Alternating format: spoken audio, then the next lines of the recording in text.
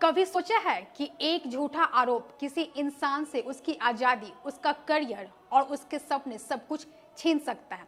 आज हम आपके सामने ऐसी एक कहानी पेश कर रहे हैं जो सीधे दिल को झकझोर देती है। यह कहानी है बिहार के अरवल जिले के एक साधारण परिवार से निकलकर मर्चेंट नेवी तक पहुंचे चंदन कुमार सिंह की। अरवल में सीमित संसाधनों और रोजगार की कमी ने चंदन को मजबूर कर दिया कि वे अपने सपनों के लिए घर से दूर जाएं। परिवार की जिम्मेदारियों को कंधों पर उठाकर चंदन ने मर्चेंट नेवी का रास्ता चुना। एक प्राइवेट कंपनी के जहाज पर काम करते हुए चंदन मुंबई से वेस्ट इंडीज के त्रिनिदाद एंड टोबैगो पहुंचे। वहां उन्हें लगा कि अब उनकी जिंदगी संवर जाएगी, लेकिन किसे पता था कि यही सफर उनकी जिंदगी का सबसे बड़ा इम्तिहान बन जाएगा। जिस जहाज पर चंदन काम कर रहे थे वहां से भारी मात्रा में ड्रग्स बरामद हुई। पुलिस ने जहाज के 3 स्टाफ को गिरफ्तार किया, 2 भारतीय और 1 विदेशी। और यकीन मानिए, जांच में साफ हो गया कि ड्रग्स सिर्फ एक व्यक्ति से बरामद हुई थी। फिर भी चंदन को भी आरोपी बनाकर जेल भेज दिया गया। एक निर्दोष इंसान, एक झूठा आरोप और फिर 4 साल 8 महीने की कैद। इन वर्षों में पुलिस और जांच एजेंसियां चंदन के खिलाफ कोई ठोस सबूत पेश नहीं कर सकी। लंबी कानून प्रक्रिया, अनजान देश, अलग भाषा और सलाखों के पीछे बीतता हर दिन चंदन के लिए सिर्फ जेल नहीं बल्कि एक अंतहीन सजा बन गया। तो हमारे वकील ने बोला कि जानना, किसी चीज़ के बारे में नॉलेज होना कोई क्राइम तो नहीं है ना। आप अगर 4 लोगों के बीच में हो, आप एक रूम में बंद हो, आपके रूम के में 10 लोग हैं और 9 लोग कुछ गलत कर रहे हैं, तो आपके पास तो जानकारी होगा ही। ये कोई क्राइम तो नहीं हो गया।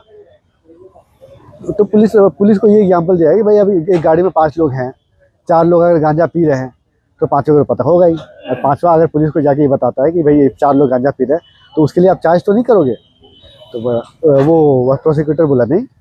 तो जज ने बोला ठीक है, तो फिर सबूत क्या है। तो बोले कि नहीं, ये सेकेंड ऑफिसर है, यही एक सबूत है, क्योंकि सेकेंड ऑफिसर कैप्टन के अंदर आता है तो ये कैप्टन के साथ मिला होगा। तो बोले कैप्टन के साथ मिला होगा, इसमें कोई तो एविडेंस दोगे। तो बोले अच्छा ठीक है, 7 दिन का समय दीजिए, फिर हम आपको एविडेंस ला के देते हैं। हमारे वकील ने बोला नहीं, 7 दिन नहीं, इनको 28 दिन का समय दो। ऑलरेडी हमारा इतना टाइम वेस्ट कर चुके हैं, इनको पूरा समय दो। बाद में आके ये नहीं बोलना चाहिए कि समय की कमी की वजह से हम सबूत नहीं बता पा रहे हैं। तो जज ने पूछा, आप ही बताइए आपको कितना दिन का समय दिया जाए प्रोसिक्यूटर से। तो प्रोसिक्यूटर बोले कि सर मैम सिर्फ 7 दिन में हो जाएगा। जज बोले नहीं, आप इतना समय वेस्ट कर चुके हो ना, आप 14 दिन का समय लेंगे, लेकिन 14 दिन के बाद अगर सबूत नहीं आया तो मैं ये केस डिसमिस कर दूँगी। उन्होंने 14 दिन का समय दिया। 14 दिन के बाद हम जब दोबारा कोर्ट गए तो पूछे सबूत कहाँ है। तो प्रोसिक्यूशन बोले नहीं, कोई सबूत नहीं है, पुलिस अब तक झूठ बोल रही थी, ऐसा कुछ भी नहीं है, इनके खिलाफ कोई भी एविडेंस नहीं है। कहते हैं ना, सच कितना भी दबा दिया जाए हारता नहीं। आखिरकार सबूतों के अभाव में विदेशी अदालत ने चंदन कुमार सिंह को निर्दोष मानते हुए बाइज्जत बरी कर दिया। 4 साल 8 महीने बाद जब चंदन जेल से बाहर निकले तो यह पल उनके लिए किसी दूसरी जिंदगी से कम नहीं था।